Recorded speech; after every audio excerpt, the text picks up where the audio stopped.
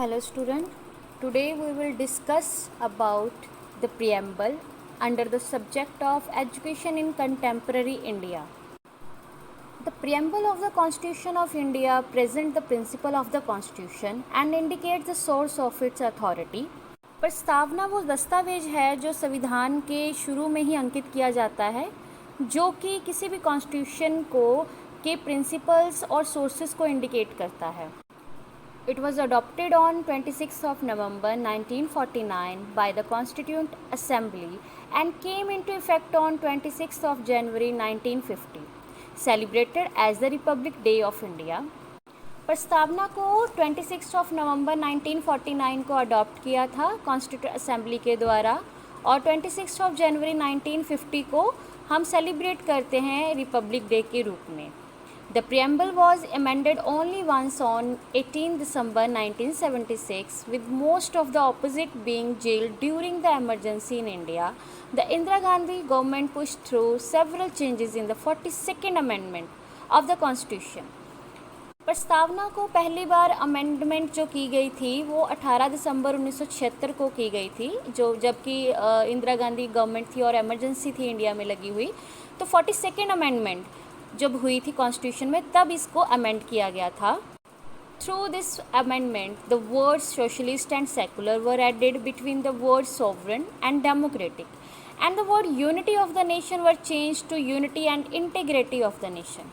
42nd amendment में जो socialist secular word हैं वो ऐड किए गए थे और यूनिटी ऑफ द नेशन को चेंज करके unity and integrated of the nation जो कर दिया गया था.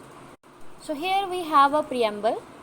द कॉन्स्टिट्यूशन ऑफ इंडिया ये प्रियम्बल है जिसको हम प्रस्तावना कहते हैं, वो यहाँ से शुरू होती है. We the people of India having solemnly resolved to constitute India into a sovereign socialist secular democratic republic and to secure to all its citizens justice, social, economic and political, liberty of thought, expression, belief, faith and worship, equality of status and of opportunity, and to promote among them all fraternity, assuring the dignity of the individual and the unity and integrity of the nation. In our Constituent Assembly, this 26th day of November 1949, do hereby adopt, enact, and give to ourselves this Constitution. So next we will do feature of the preamble. The first one is sources of the constitutional authority in India. जैसे कि हमने पहले ही पढ़ा है कि constitution of India में preamble में we the people of India, it means कि हम भारत के लोग. इसका मतलब यही है कि जो सोर्स है इसमें भारत के लोग ही हैं, वो अपने आप की बात कर रहे हैं, अपने ऊपर लागू कर रहे हैं, वो भारत के ही लोग हैं. सो इसलिए संविधान की शक्ति का सर्वसमर्थ लोग ही हैं. Next is India is sovereign state, कि जो भारत है संपूर्ण प्रभुसत्ता संपन्न राज्य है.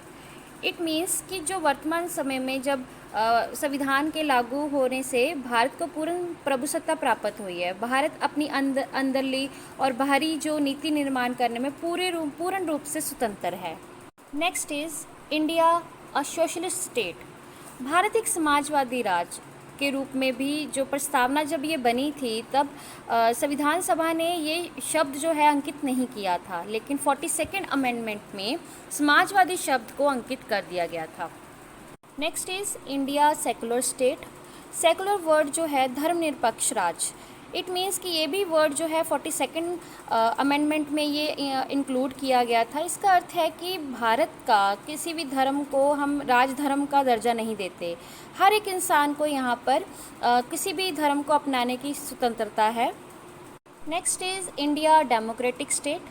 जो भारत है एक लोकतंत्री राज्य है और इसका अर्थ कि राज का जो शासन है वो शक्ति किसी एक व्यक्ति और कुछ समूह के द्वारा उनके हाथ में नहीं है, बल्कि पूरी जनता के हाथ में है. इस बात का ये अंदाज़ा लगा सकते हैं कि हमारे भारत में adult franchise, house of peoples हैं. सो इस तरीके से ये भारत एक लोकतंत्री राज्य है. Next is India a republic. Bharat एक गणराज्य भी है, कि गणराज्य का अर्थ है कि देश का कोई भी पर्टिकुलर कोई कोई पर्सन जो है वो राज नहीं कर रहा है, वो जल्दी कोई राजा या रानी नहीं है, बल्कि जनता के द्वारा प्रत्यक्ष या अप्रत्यक्ष रूप से चुना हुआ वो जनता का प्रतिनिधि ही होता है, जिसको ये शक्तियाँ प्रदान की जाती हैं। तो भारत का मुख्य राष्ट्रपति है, जो कि अप्रत्यक्ष रूप से चुना जाता है। Next is objectives of the Indian states. First one is justice.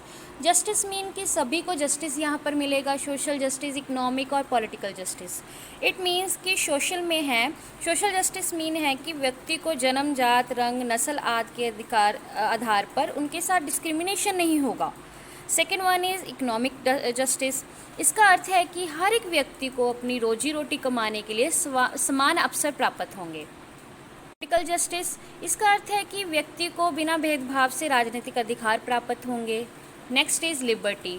हर एक इंसान को अपने विचार प्रकट करने की स्वतंत्रता है, भाषण देने की स्वतंत्रता है, विश्वास की स्वतंत्रता है, कि आर्टिकल 1922 से भी कहा गया। इक्वालिटी की समानता जो है, कानून के सामने सभी समान हैं। नेक्स्ट इज़ फ्रेटर्निटी की भाईचारा, हर एक में भाईचारे को उत्साहित करना चाहिए। Unity and integrity of the nation, राष्ट्र की एकता और अखंडता को बनाए रखना भी हमारा एक जो है ये प्रस्तावना का ऑब्जेक्टिव है। Thank you so much.